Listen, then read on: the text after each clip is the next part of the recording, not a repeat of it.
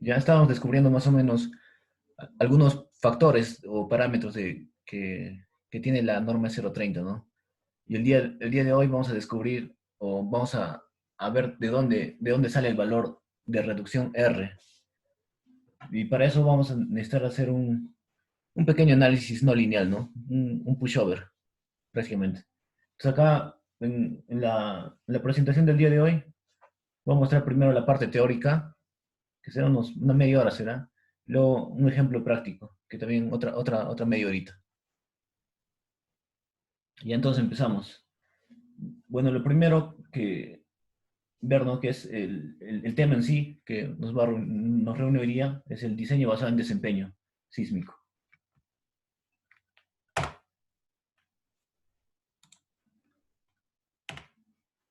Entonces vamos a ver un resumen, cuál es la filosofía del diseño, objetivos del desempeño, después en la parte 4 un análisis pushover, la aplicación y unas conclusiones al final.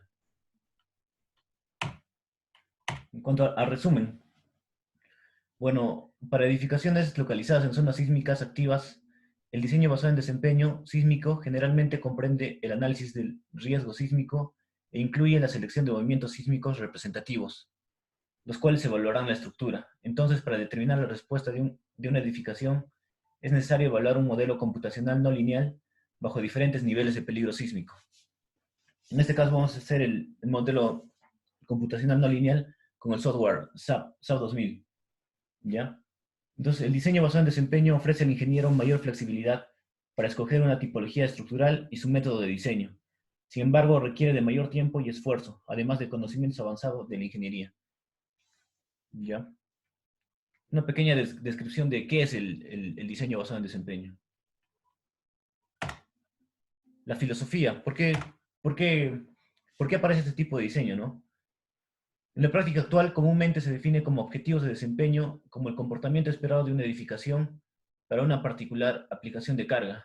Por ejemplo, las edificaciones altas recomienda que se debe cumplir los siguientes objetivos. Uno de ellos sería, la edificación debe tener baja probabilidad de colapso bajo un nivel de peligro sísmico considerado muy raro.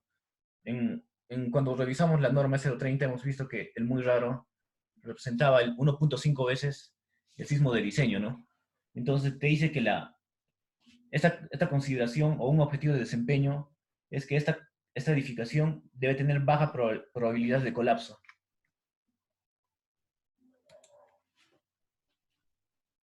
¿ya? Para ese tipo de sismo, ¿no? Entonces también te dice otro requisito, que la edificación debe tener baja probabilidad de requerimiento de reparación debido a un nivel de peligro sísmico considerado como frecuente o de servicio, que era prácticamente el 0.5 veces el sismo de diseño, ¿no?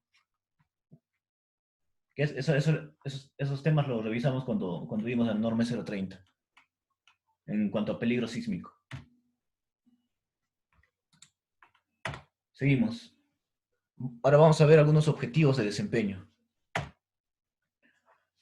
El concepto de objetivos de desempeño se formalizó a partir de 1990, con la introducción del Comité Vision 2000, con el tema diseño basado en desempeño sísmico de edificaciones. Esto prácticamente lo pueden ver en el documento CAOC del 95, ¿no? Es ahí donde se desarrollaron criterios de evaluación y también, aparte, otros códigos, como el ATC 40 y el FEMA 273, en 1997, generaban otros códigos paralelamente al CAOC, ¿no? Pero ellos se encargaban de evaluación de edificios existentes. Por ejemplo, acá se ve una pequeña tablita que nos da el CAOC, donde nos dice mm, algunos objetivos de desempeño para ciertas edificaciones, ¿no? Por ejemplo, en la parte horizontal pueden ver el desempeño estructural, en la parte vertical el peligro sísmico, ¿no? Entonces, digamos, por una edificación común, estaría bien que quede en esta primera diagonal, ¿no? La que está con X. O sea, para un sismo operacional para un sismo frecuente, que quede en el rango operacional, y así, ¿no? Pueden ver esta tablita de doble entrada, ¿no? Entonces, las edificaciones de las que usualmente se conocen como uso 1 deberían quedar en este rango, en la diagonal mayor, ¿ya? Ese debería ser el objetivo de desempeño. Las edificaciones de uso, de categoría B, deben quedar en esta zona. O sea, para un sismo ocasional debe quedar en el rango operacional, ¿no? Y las edificaciones esenciales del tipo A deben quedar en la zona de acá. O sea, para un sismo raro, un sismo de diseño tiene que estar operativo. Básicamente es una pequeña tabla de objetivos de desempeño, cómo cómo se debe comportar cierta edificación bajo cierto nivel de peligro sísmico, ¿no? Acá podemos ver una pequeña tablita que es del tema P242, donde solo nos importa la primera columna, ¿no? Donde podemos ver el nivel de peligro sísmico y la cantidad de años o el periodo de retorno de cada nivel de peligro sísmico. Acá, por ejemplo, se puede ver de una manera más sencilla cómo es el desempeño sísmico, ¿no? También dado por el CAOC. Nos dice que para un sismo frecuente tiene que estar en el rango operacional. Para un sismo ocasional, igual en esta zona, ¿no? Este es completamente operativo, seguridad de vida y cerca al colapso, esta zona. Entonces, más o menos acá podemos ver cuál debe ser el objetivo de desempeño para cierto nivel de peligro sísmico, ¿no? Que es prácticamente igual a la matriz que les mostré anteriormente.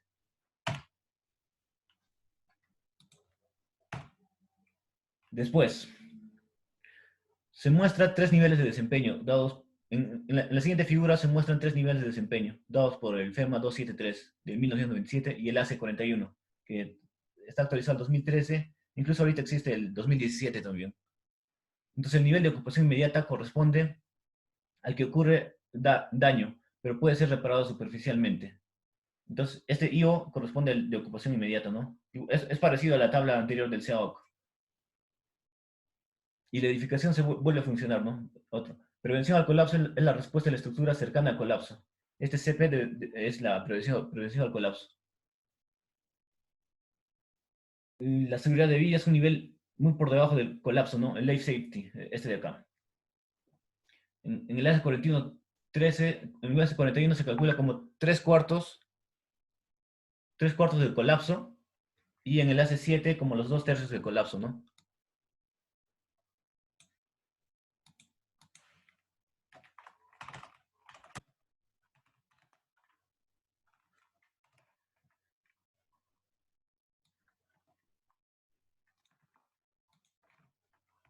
Ya entonces, aquí ya más o menos estamos viendo cómo se está actualizando la norma, ¿no? Hemos visto ya un poco del CAOC, del ATC 40, ahora estamos incursionando un poco en el FEMA 273, que también se actualizó al FEMA 356, el AC 4113, que ya ahorita está en el AC 4117, también existe el FEMA 440, ¿no? O sea, hay diversos estándares para evaluación de estructuras.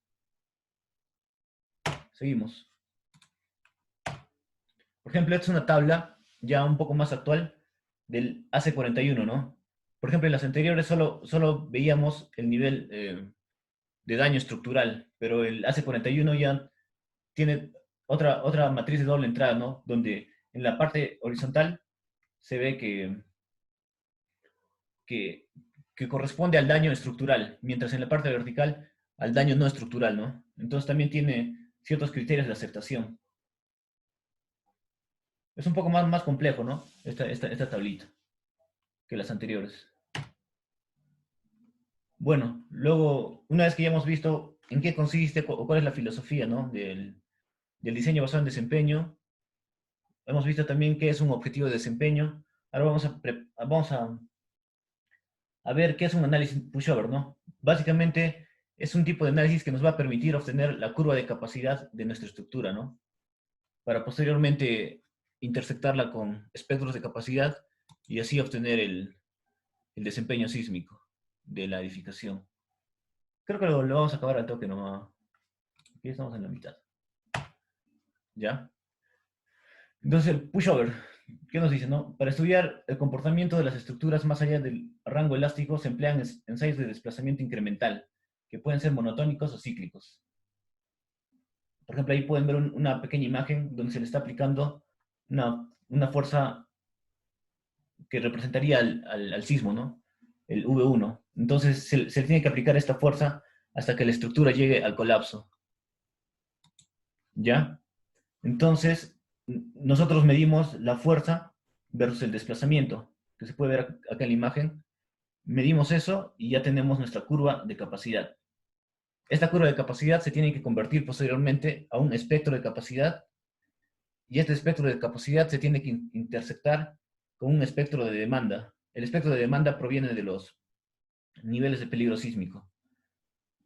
Ahí hay algunas recomendaciones en el FEMA 440, donde interviene ya el amortiguamiento y más factores para poder obtener fácilmente una superposición de gráficas, ¿no? De curva de capacidad con espectro de capacidad, y obtienes directamente el performance o el punto de desempeño. Bueno, entonces seguimos, ¿no? El análisis estático no lineal consiste en la aplicación de un patrón de carga lateral, en este caso es el V1, ¿no? Que se va incrementando hasta alcanzar un desplazamiento objetivo. En este caso, digamos, con el programa lo que hacemos es aplicamos un patrón de cargas laterales. Este patrón se va incrementando hasta que la estructura llega al colapso. Entonces, esta gráfica, la cuarta gráfica, nos muestra un desplazamiento versus la fuerza cortante, ¿no? Entonces, esta representa la curva de capacidad.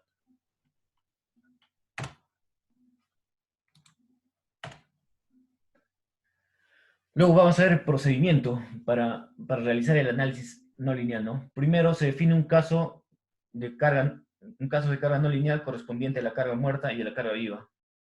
Eso va a ser cómo va a estar cargada inicialmente la estructura. Posteriormente se define otro caso no lineal asociado al patrón de carga lateral. En este caso representaría podemos hacer de diferentes maneras, ¿no? Puede ser con una deformada o puede ser aplicando cargas laterales, como las que se calculan con la norma, ¿no? Las cortantes por piso, esas cosas. Luego se define un punto de control para monitorear el desplazamiento. Y se aplican las rótulas plásticas, ¿no? En los elementos estructurales. Puede ser el FEMA o el ACE. Ellos tienen tablas ya automáticas para, para poder, para poder definir fácilmente lo que son las rótulas plásticas, ¿no? En los elementos tipo frame. Y posteriormente, usando el FEMA 440 o el ACE 4113, obtienes lo que les comenté hace rato, ¿no? Una intersección del espectro de demanda con el espectro de capacidad, y obtienes el punto de desempeño de la estructura.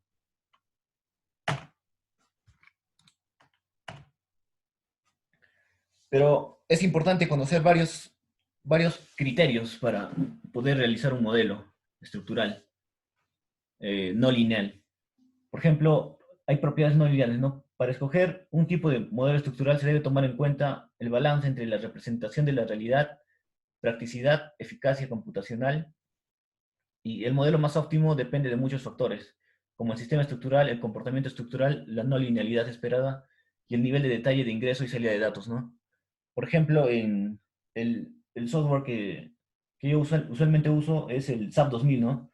Entonces, aquí hay diferentes tipos de modelado. Por ejemplo, pueden ver que puedes representar una rótula plástica mediante un parámetro tipo hinge, puedes representar mediante un spring, mediante una zona de elemento finito, mediante fibras y mediante elementos finitos, ¿no? Por ejemplo, acá nos dice que el modelo más óptimo depende mmm, depende también de la eficacia computacional, ¿verdad? Entonces, el SAP 2000 trabaja relativamente bien con el tipo A, ¿no? O sea, con el tipo de plastic hinge, de rótulas plásticas. Y también tiene un módulo que es el de fibras. Los otros módulos lo hace lo que es el Perform 3D. Y también otros software más complejos. Por ejemplo, si quieres hacer un análisis no lineal con elementos finitos, ya tendrías que usar el Abacus o el Diana. Otros softwares más poderosos, ¿no? El SAP 2000 prácticamente un poco que te limita a lo que es las rótulas plásticas, los hinge, los spring y las fibras, ¿no? No te permite tanto hacer un modelo muy exquisito con elementos finitos. O con sólidos tampoco. Hasta áreas no puedes trabajar en el SAP 2000. No lineales, ¿no? Porque puedes trabajar sólidos lineales, pero no lineales tienen que ser o fibras o plastic hinge, prácticamente. Por ejemplo, acá se ve un pequeño ejemplo de un modelado típico en el software SAP 2000, ¿no? O sea, ¿cuál es el criterio del modelado? Por ejemplo, se puede ver en la imagen un pórtico resistente a momentos y se ve claramente dónde están ubicados los elementos tipo hinge, ¿ya? Por ejemplo, aquí se ve que en las vigas se está colocando prácticamente cerca de la cara de las columnas también, después de la intersección con las vigas. Entonces, estos elementos, esos nodos, o ahí también te dicen, ¿no? Column plastic hinge o beam plastic hinge. Aquí en esta forma de modelado, sí, el SAP 2000 sí es relativamente bueno, ¿no? El SAP 2000 y el ETAPS. Pero también, si quieres ver el comportamiento de los nodos, o sea, de la intersección entre viga y columna, ya tendrías que utilizar otros softwares, ¿no? Por ejemplo, está el Perform 3D, que también es de la empresa CSI.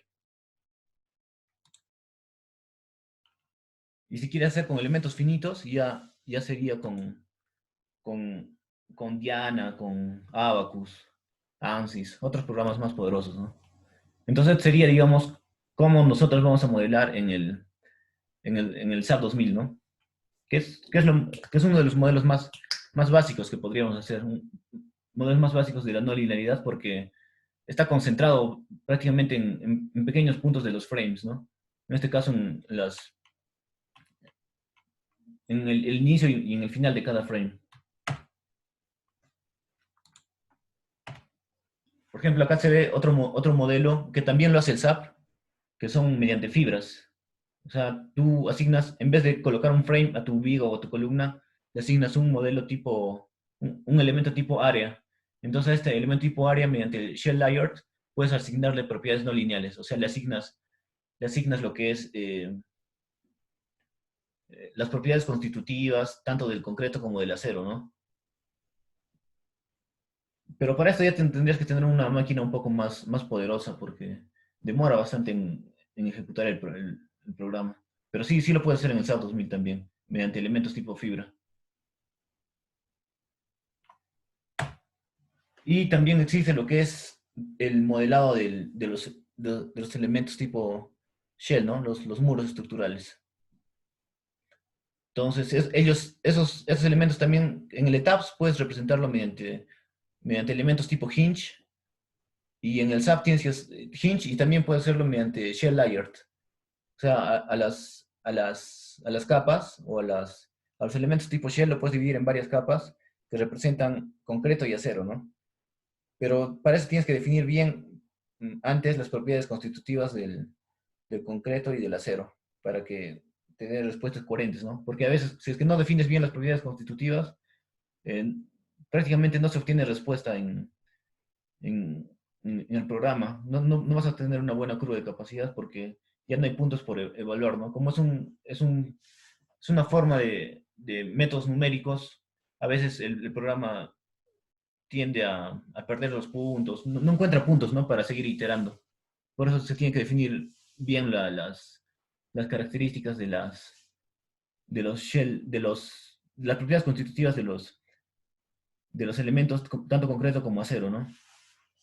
O sea, lo máximo que puede hacer el SAP y el ETAPS es trabajar en cuanto a la no linealidad, es trabajar con elementos tipo shell.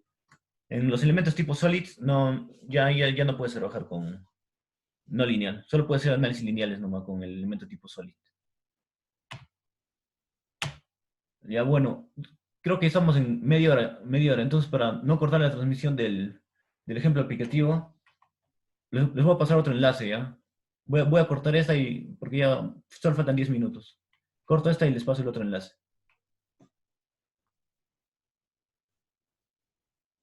¿O tienen alguna pregunta? Si tienen alguna pregunta, aprovechamos para revisar una cuestión anterior. Si quieren que volvamos a revisar alguna diapo anterior, o no sé. Pero lo que vamos a ver después va a ser eh, cómo se asignan las rótulas plásticas, ¿ya? También vamos a ver cómo se define el patrón de carga lateral. Después ya se ejecuta el análisis, ¿no? y se obtiene la curva de capacidad. Eso vamos a ver, pero ya con el programa. ¿Tienen alguna duda hasta el momento?